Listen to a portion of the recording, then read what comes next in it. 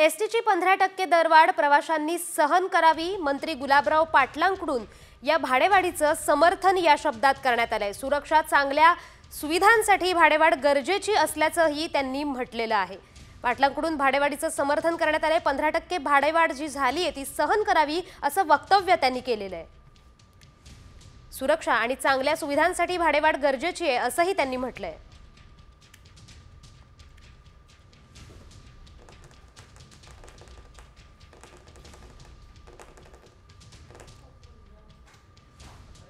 नवीन buses हवे आहेत। जवळपास 5000 नवीन बसेस महाराष्ट्रामध्ये येत आहेत। 10-15% वाढ प्रवाशांनी सहन करावी। जर सुविधा आपल्याला कॉम्पिटिशन आपण म्हणतो लक्झरी बरोबर करायची असेल किंवा आपल्याला ई बसेस आणायचे आहेत तर त्याच्याकरता थोडासा भार सहन करावा लागला, पण सुरक्षितताच्या दृष्टिकोनातून त्याच्यामध्ये प्रवाशाचा फायदा होऊ शकतो असं मला वाटतं। या बुलेटिनमध्ये तुर्तास इतकंच। भेटूयात पुढच्या बुलेटिनमध्ये काही क्षणातच।